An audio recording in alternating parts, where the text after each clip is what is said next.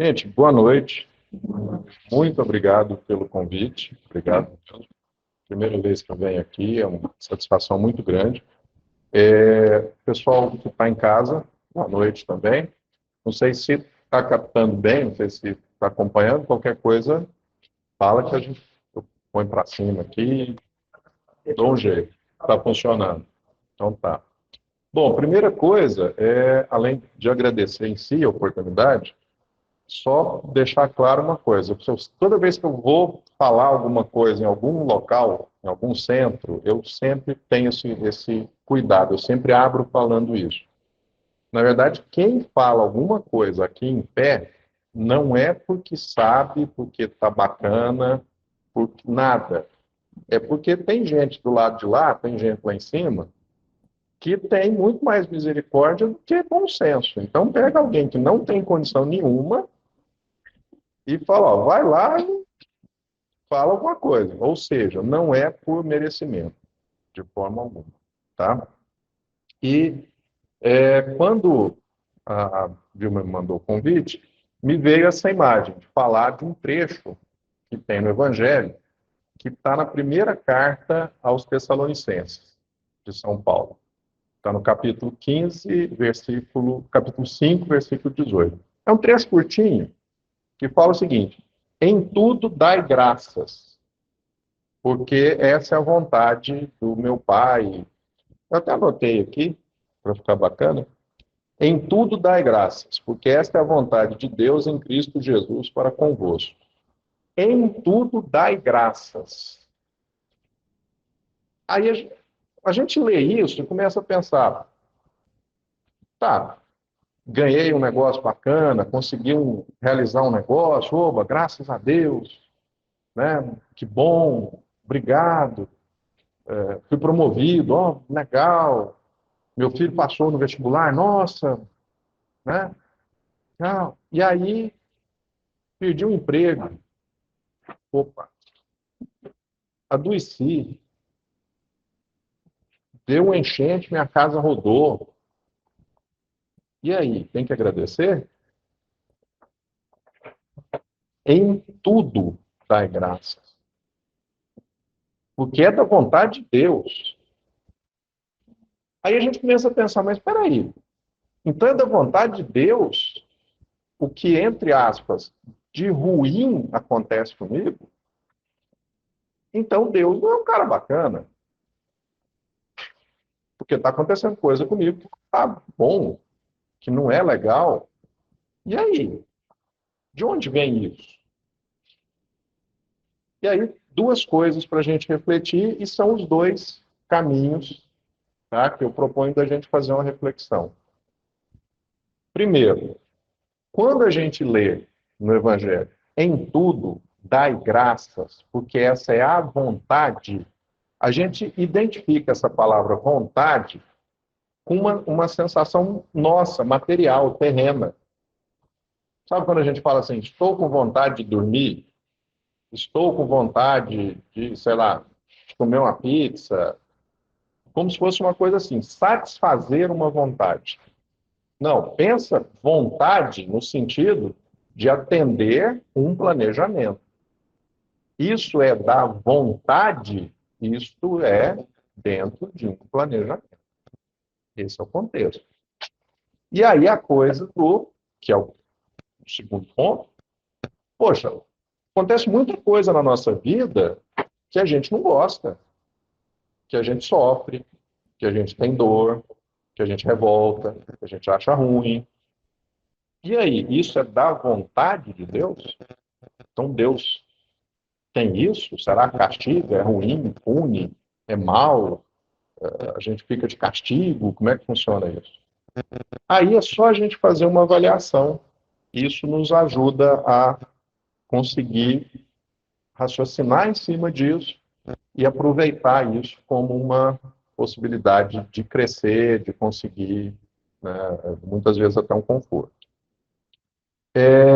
Aliás, uma coisa interessante, quando eu fui, a primeira vez que eu pensei nesse tema, eu já tinha montado essa palestra, em outros eventos, e todo mundo, inclusive eu, todo mundo usa uma expressão que é muito comum, é corriqueiro. A gente fala assim, não cai uma folha de uma árvore se não for da vontade de Deus. Todo mundo fala isso. E eu confesso para vocês que eu achava que tinha isso na Bíblia. Que isso era um trecho da Bíblia. Não é. Não é, me surpreendi. Eu achava que era. Eu falei isso a vida inteira. Vivia falando isso. Não, porque tem na Bíblia, não cai uma folha de uma árvore se não for da vontade de Deus. Eu falava isso para todo mundo. Não, não está na Bíblia. Essa frase não existe na Bíblia. Aliás, uma frase praticamente idêntica está no Alcorão. Ou seja, provavelmente Deus é um só mesmo. Né? Aí eu até fui atrás. Está na sexta sura, no versículo 59. Aí eu até anotei aqui. Está escrito assim, ó. Ele em maiúscula, Deus, no caso lá seria Alá, né? Ele sabe o que há na terra e no mar, e não cai uma folha sem que ele disso tenha ciência. Isso está no Corão. Agora, vamos pensar uma coisa. Eu gosto muito, até porque foi o primeiro livro espírita que eu li, mexeu muito comigo, eu tinha uns 12 anos, foi o Livro dos Espíritos. Porque essa coisa de pergunta e resposta é muito bacana. Né? E o Kardec tinha uma coisa meio de cientista, então ele vai especulando, mas e se for assim? Mas e se for desse jeito? Tá, mas tá, mentor, pode ter mais de um mentor? E não pode. Então isso é um negócio instigante, ainda mais quando você é jovem, para ler, a gente acha isso bacana. E o Livro dos Espíritos começa, né, a primeira parte são perguntas sobre Deus. E aí eu acho interessante que na pergunta 10, o Kardec, né, enfim, é formulada a pergunta: é dado ao homem conhecer Deus? E aí a resposta curta e grossa: não, pois vos falta sentido para isso. Ou seja, nós não temos condição de entender Deus. Nos falta sentido. Então não adianta, não é porque a gente não é inteligente, não esforça, é porque não dá. No nosso nível de evolução, não dá. Quando a gente pensa, nos falta sentido, pensa um cidadão que é cego de nascença. Como é que eu vou narrar para ele o que é um pôr do sol? Que a grama é verde. Isso não faz sentido para ele, porque ele não tem isso, ele não tem como ter essa noção. Se eu pegar 3 pessoas cegas de nascença, colocá-las na frente de um elefante, para elas, pelo tato, tentarem entender o que é aquilo ali, entenderem o que é um elefante. Eu falar, vocês vão entender o que é um elefante. Um vai e encosta no corpo, o outro pega na tromba, o outro pega na cauda. Depois, e aí? Como é que é um elefante? Encostou no corpo vai falar, é igual uma parede. O elefante é uma parede. O que pegou na tromba vai falar, é uma corda. E o que pegou na cauda vai falar, é um barbante. O elefante é a mesma coisa do barbante. E os 3 estão certos. Porque essa é a capacidade de percepção deles. Não vai além disso. Nós não temos percepção, não temos condição de entender o que é Deus. Estamos longe disso. Ok. Mas, isso é a pergunta 10. Aí a pergunta 11. Um dia o homem vai entender? Vai conhecer Deus? A resposta, vai. Quando ele conseguir se livrar da matéria, da imperfeição da matéria, etc, etc, ele vai se aproximar de Deus e vai conseguir entender Deus.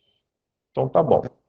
Mas, na sequência, tem todo um trecho muito interessante que é colocado o seguinte: mesmo que eu não consiga entender algo ou alguma coisa, eu posso criar uma ideia de atributos que essa coisa precisa ter, ou esse alguém precisa ter.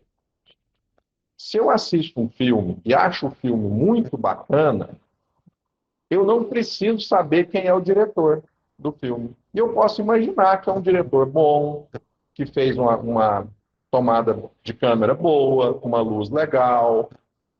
Eu vou ter uma ideia de atributos dele, sem saber quem ele é, sem conseguir entendê-lo. Então, se a gente imaginar um ser, uma entidade que criou um universo e que esse universo funciona como um relógio, né? Tudo dá certo, tudo encaixa, eu posso imaginar alguns atributos. Aí, vamos pensar nisso para chegar onde eu quero para voltar no intuito da graça. Então, primeira situação, Deus tem que ser eterno. Ele não pode ter sido criado. Porque se ele foi criado, quem criou ele é que é Deus. Ou então, não, antes dele não tinha nada. Mas nada não cria nada. Então, ele tem que ser eterno. Ele não pode ser material. Porque a matéria muda. E se Deus mudar, todo o universo, todas as leis do universo mudam. Então, ele tem que ser eterno e imutável. Ele tem que ser, essa é a palavra meio estranha, ele tem que ser todo-poderoso. Não pode acontecer nada no universo que não esteja de acordo com as regras de Deus, com as leis divinas, etc, etc. Porque se tiver alguém ou alguma coisa mais poderoso que ele, essa coisa que vai ser Deus. E aí, ele tem que ser infinitamente justo e bom. Porque senão, se tiver alguém ou alguma coisa mais justo ou melhor que ele, essa coisa que vai ser Deus. Ele não pode ser superado em justiça e em bondade. Se a gente pensasse, imaginar essa parede aqui, ela tivesse pintada de branco, e a gente falasse, essa parede é infinitamente branca. Significa que não pode ter nenhum átomo dela que não seja branco. Porque se tiver um átomo mais branco de outro, essa outra é mais branca. Então não pode ter nada na essência divina que não seja infinitamente justo e bom. Porque o que for injusto não é bom. Então tem que ser algo justo, correto, né? E bom. Então tá. Como ele tem que ser todo poderoso, tudo que acontece tem que seguir um plano, um ordenamento. E tudo que acontece, acontece em razão desse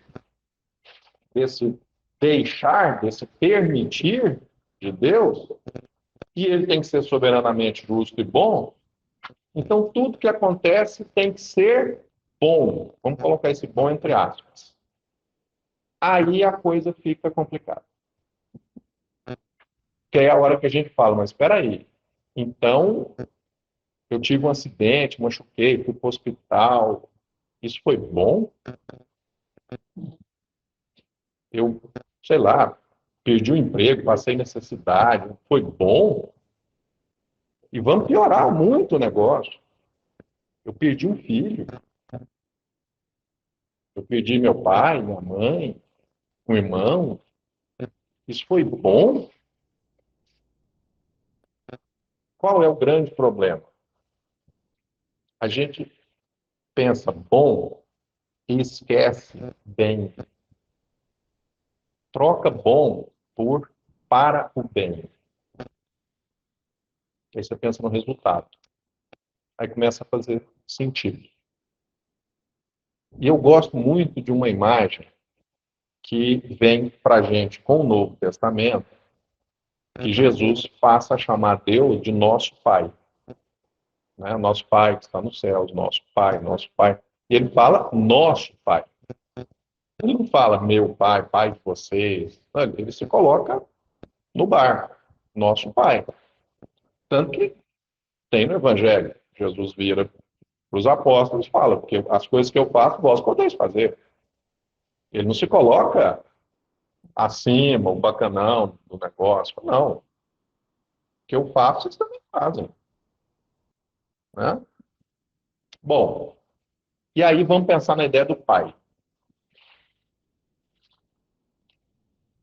E aí vocês vão ver como isso vai arrematar. Quando você tem filho pequeno, você como pai ou mãe, aí vamos usar pai no sentido, tá, amplo. Quem tem que cuidar de menino, educar menino, que é um serviço, educar menino. Você tem um menino pequeno. Você só educa menino desagradando ele.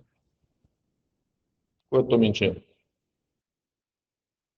Se você deixar o menino dormir na hora que quer, fazer o que quer, comer só o que quer, não ir para a escola, não fazer tarefa, não dar bom dia para os outros, não respeitar, ele vai virar um horror. Vai ser um negócio difícil de conviver. A gente, aliás, tem uma frase que eu adoro.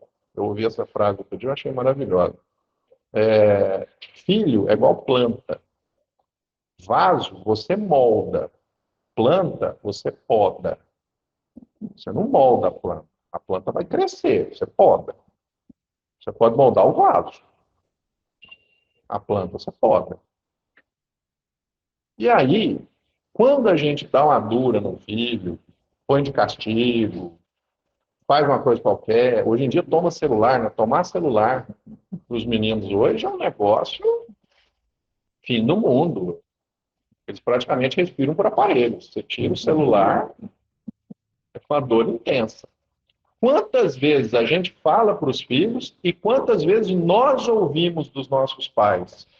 Você hoje não entende, mas depois você vai me agradecer. Quantas vezes nós já falamos isso para os filhos? Ou já ouvimos, quando era a nossa vez de ser educado? E, tradicionalmente, quando isso acontece, a pessoa que está sendo educada, ela está como? Revoltando, achando ruim, com raiva, xingando, blasfemando, ninguém me entende, meus pais são atrasados, que horror, né? Tem uma coisa bem humorada que eu gosto de falar, que quando a gente tem 17, 18 anos, a gente acha que os nossos pais são as pessoas mais burras da face da Terra. Quando a gente tem 28, 29, a gente olha para os pais e pensa assim, como que eles ficaram tão inteligentes em 10 anos? O que que aconteceu? Né? E aí, gente, o que que é? O que que está errado? O que que não fecha na conta? Entendimento. E por que que os pais fazem isso? Desagradam os filhos. Põe de castigo, faz isso, faz aquilo, porque sabe o resultado. Sabe que é para o bem. A gente leva o menino para tomar vacina. Recém-nascido, então, é um drama, porque é febre, o dia que toma vacina é um negócio chato pra caramba. Hoje em dia eles inventaram as vacinas que tem até 7 negócios com uma vacina só. Pelo menos é uma picada só, né? Não é 7 mais. É uma picada só. É menino da febre, não come, aquele trem. A gente dá um Tilenol antes de vacinar, dá um depois. E aí nunca sabe se tem que pôr compressa quente ou fria, cada um fala de um jeito.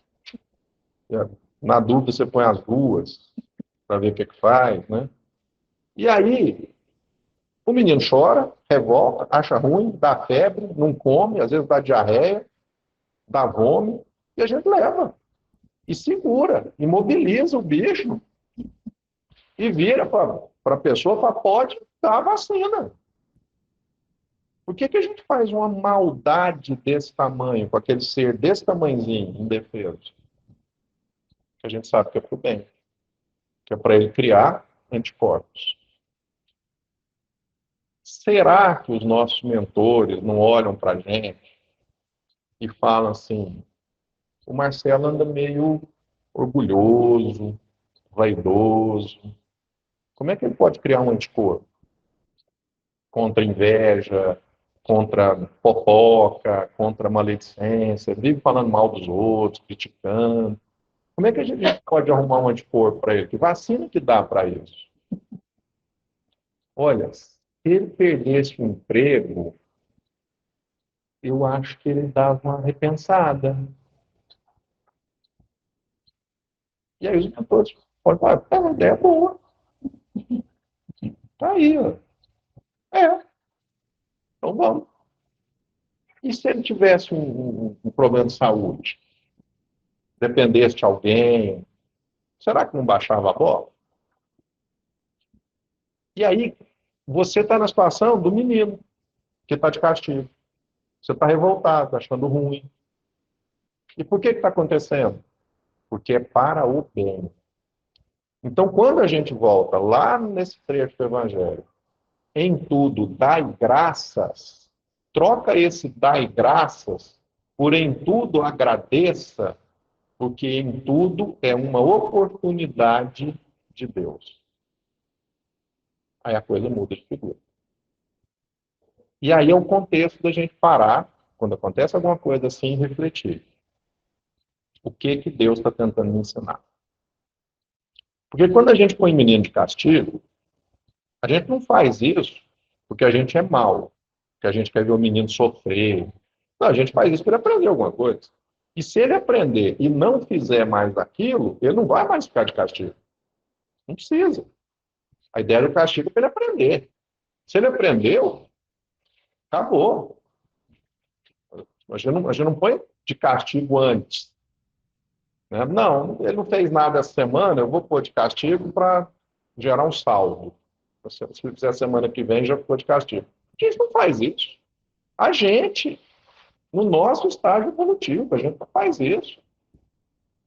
Então, se eu reflito, o que Deus está querendo me ensinar? E busco esse caminho, busco aceitar, entender, sabe? Ficar resignado, pedir forças. A coisa, igual você tira o menino do castigo, quando ele aprendeu, a coisa vai passar. Porque Deus não gasta energia à toa. Aliás, o universo não gasta energia à toa. Nada acontece que não seja dentro da programação, nesse contexto. E outra coisa, gente, o nosso alcance, lembra aquela ideia do cego, encostando no elefante? Ah, é uma parede. A nossa percepção é muito pequena. A gente mal lembra o que almoçou ontem. E nós temos aí umas 500, 600 vidas para trás que moldaram tudo que nós programamos para essa. E a gente não lembra nem o que comeu ontem. E quer entender tudo, saber tudo. Não, não dá, não funciona. Nós ainda estamos bem engatinhando. Nós precisamos disso. Por isso que a gente tem mentor individual. Que o pessoal, às vezes, né, dependendo da denominação religiosa, chama de anjo da guarda. Aqui na Terra, a gente larga menino sozinho? Não, a gente está sempre de olho no menino. Espiritualmente, nós somos meninos. Por isso que tem um mentor individual para soprar no ouvido. Ó, que a gente não faz bobagem. Com essa ajuda, com essa possibilidade em cima, e a gente às vezes esquece, né, e pisa na bola. Por isso, nós somos ainda crianças espirituais. Nós temos que ter supervisão. E criança é isso mesmo, você educa. Nós estamos sendo educados. E aí, quando você vê, e aí isso é comum a gente ter. Ah, mas fulano é uma pessoa. Aí outra coisa que a gente faz demais, né? Como a gente julga o próximo, com a facilidade. Então, assim, fulano é um cara ruim, é um cara mau caráter, é corrupto, é ladrão, é não sei o quê, e a vida dele é um mar de rosas, ele não nada dá errado para ele, e a gente começa a revoltar com isso. E eu sou tão bacana, e tá, tudo para mim dá errado, e nada dá certo, eu tive tal problema, eu passei por tal situação. Numa das cartas de Paulo, ele escreve o seguinte: agora que você se iluminou, prepare para ter problema. Exatamente porque ninguém gasta energia à toa. Você vai dar um castigo para um menino de 1 ano, eu estou usando castigo no sentido de tentar educar, que ele tenha condição de aproveitar. O de 5 anos é diferente, o de 10 anos é diferente, o de 15 é diferente. Você não vai pegar um menino de 15 anos e dar o mesmo tratamento de um menino de 1 ano. Não funciona. Então, quando a gente vê alguém que está enfrentando uma situação muito difícil, normalmente é porque essa pessoa já está muito melhor que a gente e já tem condição de aproveitar isso. E aí é dada a ela a oportunidade de aproveitar isso. Tem um jornalista que era muito conhecido no Brasil, chamado Gilberto de Menstein, que era da Folha de São Paulo. Ele faleceu em 2020. 2020, mais ou menos, ele faleceu com câncer. E ele escreveu um livro, junto com a esposa. Eu li o livro. No finalzinho do livro, ele narra a luta dele contra o câncer, ele acabou falecendo. E ele escreve um negócio que é instigante. Ele escreveu o seguinte: é óbvio que eu não desejo que ninguém desenvolva um câncer, óbvio. Mas eu desejo que as pessoas desenvolvam a lucidez que enfrentar um câncer te proporciona. Que muda totalmente a percepção. Então, quando a gente enfrentar alguma coisa, dentro dessa linha do em tudo dai graças, vamos ter esse cuidado. Vamos agradecer, porque eu estou tendo uma oportunidade.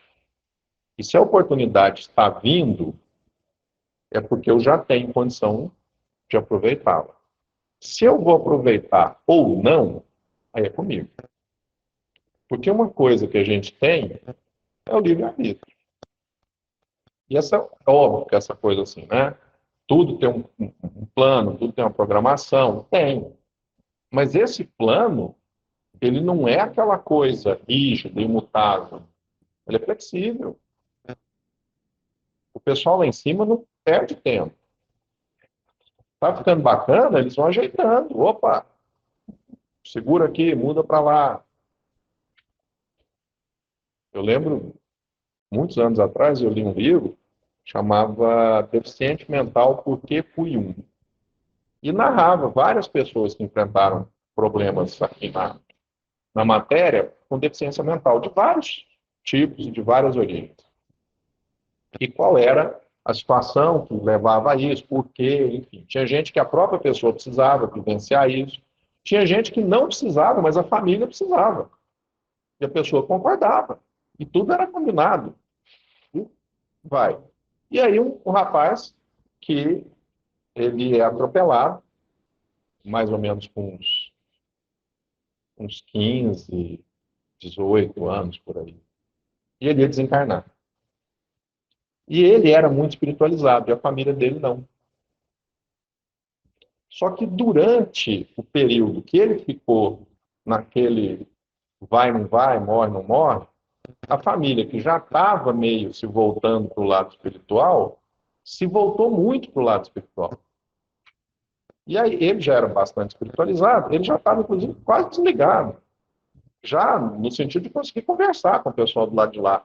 E assim, olha, eu acho que seria interessante eu voltar. Porque vai dar uma sensação para eles de que, ó, se a gente rezar, se a gente tiver fé, dá resultado. Vai ser um negócio que pode dar uma puxada no pessoal. E aí os mentores que estavam acudindo ele falaram assim, mas o seu veículo físico, o seu corpo, está arrebentado. Você vai ter uma dificuldade terrível no seu espírito vai estar todo enclausurado ali. O corpo não está bacana, não. Ele falou, não, tudo bem.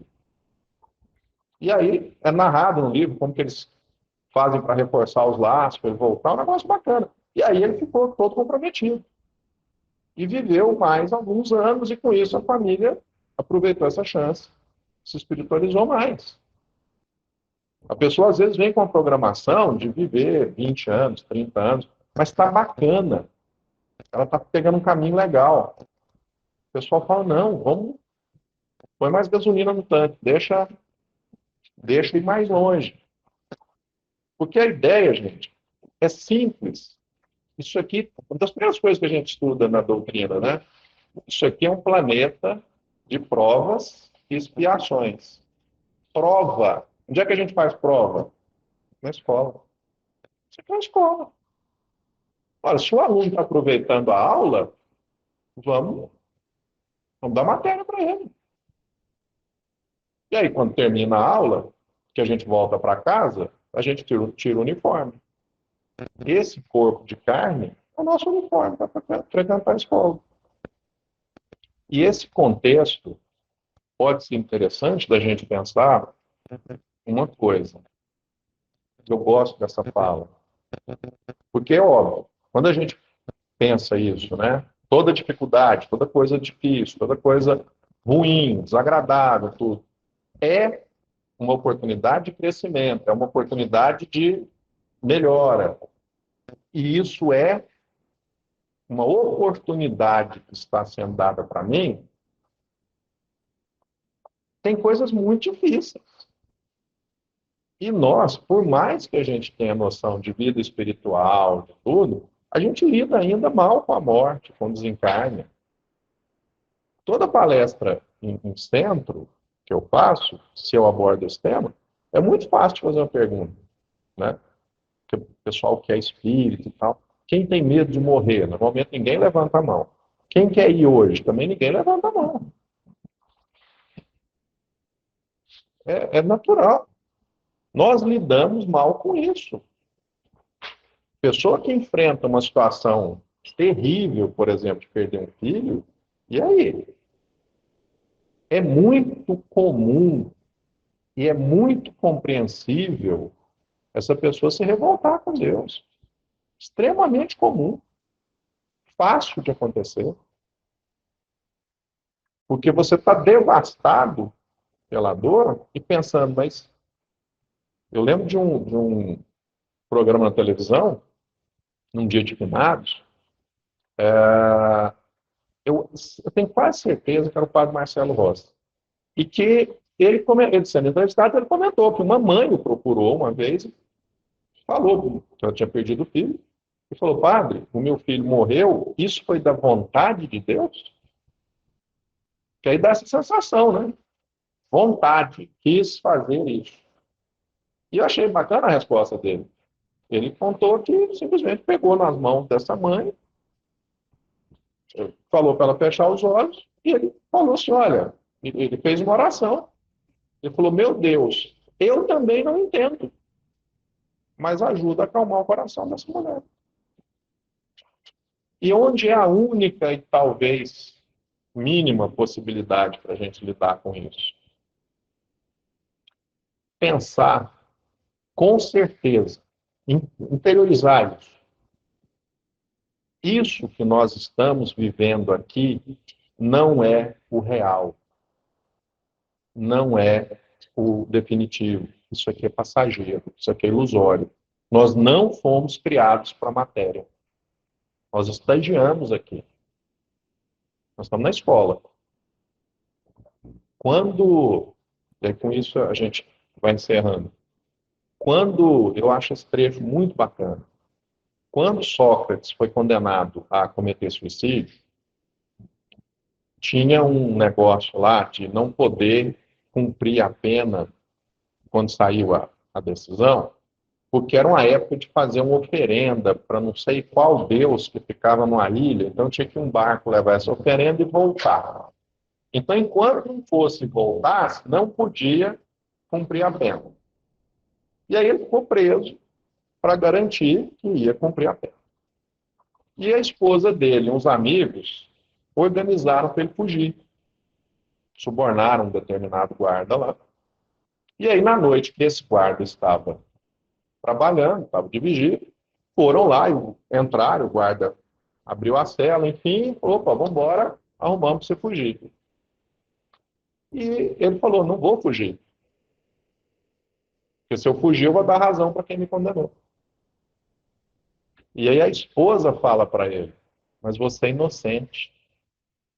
E ele fala para a esposa, se acaso eu fosse culpado, você estava mais tranquilo? E aí ela retruca, mas eles te condenaram à morte. E ele fala, não, a vida me condenou à morte. Eles só marcaram a data. Eu não vou perder nada. Isso é muito profundo. Porque na hora que a gente pensar que morrer, que desencarnar, é parecido com mudar para um lugar muito longe, que a gente não tem acesso toda hora, todo esse contexto muda. Imagina você falar para alguém, meu filho Eu uso muito a palavra morreu, porque eu falo muitas vezes para quem não está em centro. Né? Meu filho desencarnou, meu pai desencarnou. Nossa. Meu filho mudou, sei lá, para a Austrália. Meu pai mudou para a Austrália. Não dá outra conotação? A gente pensa assim, ah, mas na Austrália ele está vivo. É, mas do lado de lá ele está também. A mesma pessoa. O camarada abre o olho do lado de lá, ele tem um corpo espiritual igualzinho a nós temos aqui. No comecinho do nosso lar, o André Luiz fala, todas as minhas funções fisiológicas estão funcionando. Eu estou com fome, eu estou com sede, eu estou com frio, eu estou com dor. O camarada pega num braço e fala, mas eu tenho um braço. Como é que eu vou morrer? Sou eu. Simplesmente ele mudou de endereço. E aí a gente fala assim, não, meu filho não morreu, ele está na Austrália, ou sei lá onde, no Japão. A Austrália é tão longe que até para telefonar é longe, porque aqui é meio-dia, lá é meia-noite, é ruim até para telefonar. E aí está todo mundo tranquilo? Porque o sujeito está lá? Por que não pode ficar tranquilo com o sujeito lá de lá? Porque ele está tão vivo quanto. E se a gente fechar o olho, mentalizar a pessoa e externar um sentimento de amor, é a mesma coisa do celular tocar. A pessoa vai ser avisada, ela vai perceber na hora. Então, se a gente tiver essa certeza de que a gente vai continuar vivo com todos aqueles que a gente ama e que são importantes para a gente, tudo muda de contexto. Aí o em tudo dar graças passa a fazer muito sentido. Em tudo, agradeça. Porque em tudo tem uma oportunidade. Porque a vontade do Pai é que a gente cresça. É que a gente melhore espiritualmente. E assim como a criança, quando fica de castigo, se revolta, porque não tem entendimento, nós nos revoltamos porque falta entendimento. Exatamente isso, a mesma coisa.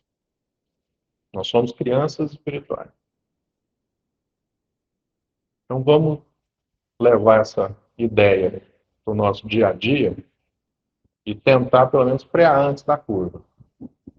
Quando der aquela raiva, aquela revolta, falar, peraí, o que será que é para eu aprender aqui? Que normalmente funciona. E se eu chegar no ponto de pensar, mas eu vou perder tudo, eu vou perder meu corpo de carne, vou perder tudo. Nossa, não vai perder nada. Esse corpo não é seu.